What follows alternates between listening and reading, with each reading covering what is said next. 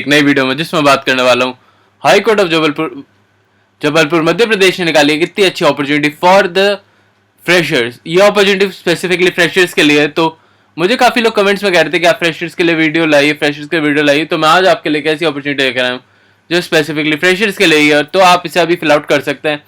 ये काफी अच्छी अपॉर्चुनिटी निकल के आई है। इससे पहले मैं बात करना चाहूंगा कि हमारे चैनल से रिलेटेड इंपॉर्टेंट इन्फॉर्मेशन बताना चाहूंगा कि हमारे चैनल पर हम बात करते हैं जो भी गवर्नमेंट या फिर कोई भी अपॉर्चुनिटी निकलती है फॉर द लॉयर्स, और इस चैनल पर स्पेसिफिकली लॉयर्स के बारे में ही बात करते हैं। तो अगर आप एक लॉयर हैं जो गवर्नमेंट जॉब में इंटरेस्टेड हैं तो भी आपको इस चैनल को सब्सक्राइब कर लेना चाहिए सो दैट आप इसमें से कोई भी अपॉर्चुनिटी को मिस आउट ना कर दें।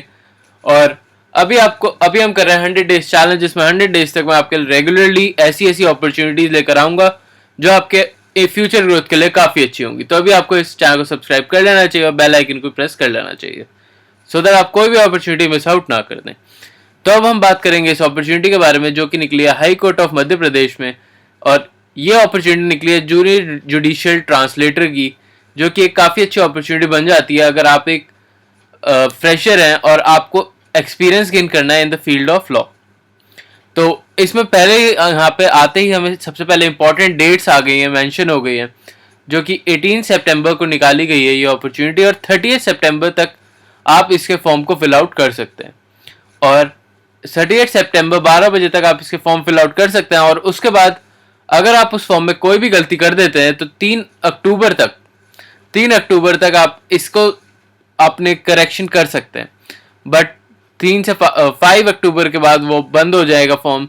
तो आप अगर कोई भी करेक्शन करना चाहते हैं तो आप 3 अक्टूबर तक उसे कर सकते हैं सो दैट आप कोई भी अपॉर्चुनिटी को मिस आउट ना कर दें और अपनी छोटी सी गलती की वजह से आप इस अपॉर्चुनिटी को मिस आउट ना कर दें। चलिए बात करते हैं अब आगे बढ़ते हुए कि आप इसे कैसे अप्लाई कर सकते हैं और क्या क्या क्राइटेरिया चाहिए होंगे। बट उससे पहले मैं आपको बताना चाहूँगा नंबर ऑफ पोस्ट निकाली गई 45, जो कि एक बहुत ही अच्छी पोस्ट बन जाती है इस अपॉर्चुनिटी के लिए। और अगर मैं बात करूं कि अनरिजर्व कैटेगरी की, तो 23 अनरिजर्व कैटेगरी में निकाली गई है, ओबीसी में 6, एससी में 7 और एसटी में 9। बट इसमें एक क्लॉज है जो कि मैं आपको बताना चाहूँगा। अभी एससी एसटी या ओबीसी किसी भी कैटेगरी से बिलोंग करते हैं, पर तब भी आपको इसमें अनरिजर्व कैटेगरी में ही अपना फॉर्म फिल आउट करना होगा अगर आप मध्य प्रदेश से बिलोंग नहीं करते हैं। तो अगर आप मध्य प्रदेश के रेजिडेंट नहीं हैं तो आप एससी एसटी या ओबीसी में अपना फॉर्म नहीं भर सकते। तो इन बातों का ध्यान जरूर रखिएगा कि अगर आप जब भी फॉर्म फिल आउट कर रहे हो तो आप अगर एससी एसटी या ओबीसी में से हैं तो आपको मध्य प्रदेश का रेजिडेंस होना काफ़ी ज़्यादा ज़रूरी बन जाता है।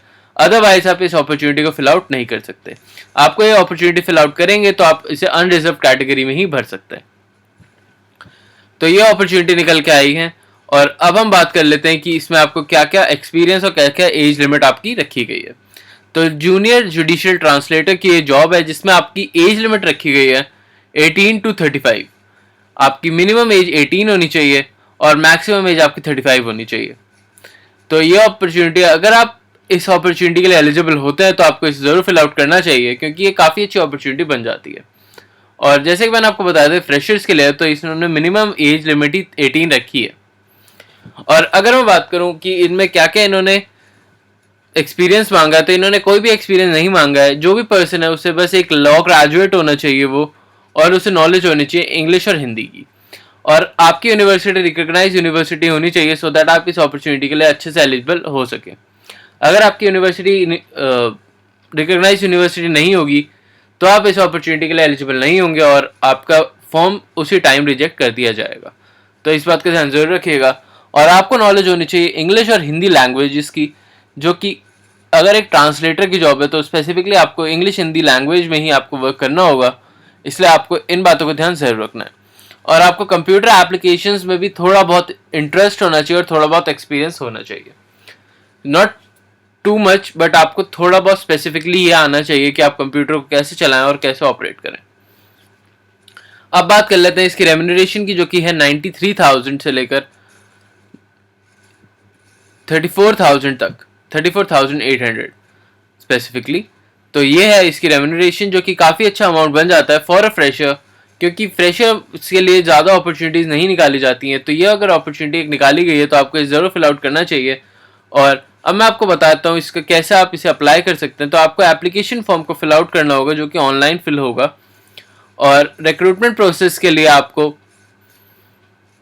जो रिक्रूटमेंट प्रोसेस है उसमें आपको एक प्रीलिम्स एग्जाम और फिर एक मेंस एग्जाम देना होगा, और उन दोनों एग्जाम को अगर आप क्लियर कर लेते हैं तो आप इस अपॉर्चुनिटी के लिए एलिजिबल हो जाते हैं और आप इस अपॉर्चुनिटी को फिल आउट कर सकते हैं। अगर मैं बात करूं इसमें कि आपको कितनी फीस पेमेंट करनी होगी, तो आपको फीस पेमेंट करनी होगी इसके लिए 943 रुपीज़ 943 रुपीज़ आपको इसमें पे करने होंगे अगर आप अनरिजर्व कैटेगरी से हैं तो। और जैसे कि मैंने आपको बताया, अगर आप रिजर्व कैटेगरी से भी हैं और आप मध्य प्रदेश के रेजिडेंट नहीं हैं तो आप इस अपॉर्चुनिटी के लिए एक अनरिजर्व कैटेगरी वाले ही बन जाते हैं। तो आपको भी 943 रुपीज़ पे करने होंगे, और जो भी मध्य प्रदेश से बिलोंग करते हैं उन्हें, और जो ऐसी कैटेगरी या अदर कैटेगरी से बिलोंग करते हैं तो उन्हें 743 रुपीज़ भरने होंगे। तो ये है इनका जो भी फीस पेमेंट होगी उसके अकॉर्डिंगली मैंने आपको बता दिया। अब हम बात कर लेते हैं कि इसमें क्या क्या जो भी एग्ज़ाम्स होंगे प्री और मेंस के, उसमें क्या क्या सिलेबस आएगा। तो प्री के एग्ज़ाम अगर देखा जाए तो इसमें इंग्लिश ग्रामर, वोकैबुलरी ये सब आएगा आपका 40 मार्क्स का, हिंदी का आएगा 30 मार्क्स का, कंप्यूटर नॉलेज आएगी आपकी 20 मार्क्स की जो कि इंग्लिश में होगी, और जनरल नॉलेज भी आएगी आपकी 10 मार्क्स की। तो ये 2 घंटे का पेपर आपका बन जाता है प्रीलिम्स का। अगर आप इसको क्लियर आउट कर लेते हैं, जो कि इतना टफ एग्जाम नहीं होगा, तो आप इसे क्लियर आउट अच्छे से कर सकते हैं अगर आप अभी से प्रिपरेशन अपनी स्टार्ट कर देते हैं तो। और इसको करने के बाद आपके मेंस का एग्जाम निकाला जाएगा, जो कि मेंस के एग्जाम में आपका सिलेबस होगा ट्रांसलेशन हिंदी टू इंग्लिश, ये आपकी 40 मार्क्स की होगी। फिर ट्रांसलेशन होगी इंग्लिश टू हिंदी जो कि 20 मार्क्स की होगी। फिर आपकी वोकैबुलरी और ये सब टेस्ट करा जाएगा जो कि इंग्लिश लैंग्वेज में होगा जो कि 20 मार्क्स का होगा, और कंप्यूटर नॉलेज होगी जो कि 20 मार्क्स की होगी। ये भी 20 मार्क्स 2 आवर्स का पेपर होगा, और इसमें आपका 100 मार्क्स का पेपर होगा और 2 आवर्स में आपको करना होगा। तो ये भी एक काफ़ी टफ नहीं बन जाता। अगर आप ट्रांसलेशंस में अच्छे हैं तो आप इस अपॉर्चुनिटी के लिए ज़रूर जा सकते हैं।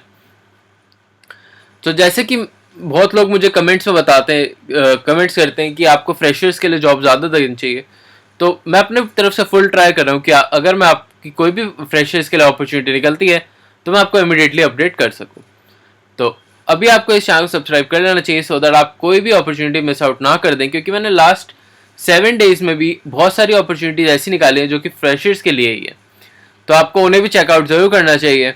और अभी हम कर रहे हैं जैसे कि 100 days challenge, I am again reminding you. तो अगर आप इसका पार्ट बनना चाहते हैं तो अभी आप इसे सब्सक्राइब कर लीजिए और बेल आइकन को प्रेस कर लीजिए सो दैट आप कोई भी वीडियो मिस आउट ना कर दें और कोई भी आप अपॉर्चुनिटी मिस ना करें। मैंने सारे लिंक्स आपको डिस्क्रिप्शन में दे दिए हैं जहाँ पे आप जाकर आप इसे अप्लाई कर सकते हैं और इस फॉर्म को भी डाउनलोड कर सकते हैं सो दैट आप इसे फिर से थॉरली पढ़ सकें। आई होप आपको ये वीडियो अच्छी लगी, और अगर अच्छी लगी तो चैनल को लाइक और सब्सक्राइब भी कर लीजिए। मैं मिलता हूँ आपसे फिर से एक नई वीडियो और नई जॉब के साथ। अभी के लिए चलता हूँ और मैं मिलता हूँ आपसे कल एक नई जॉब के साथ। सी यू।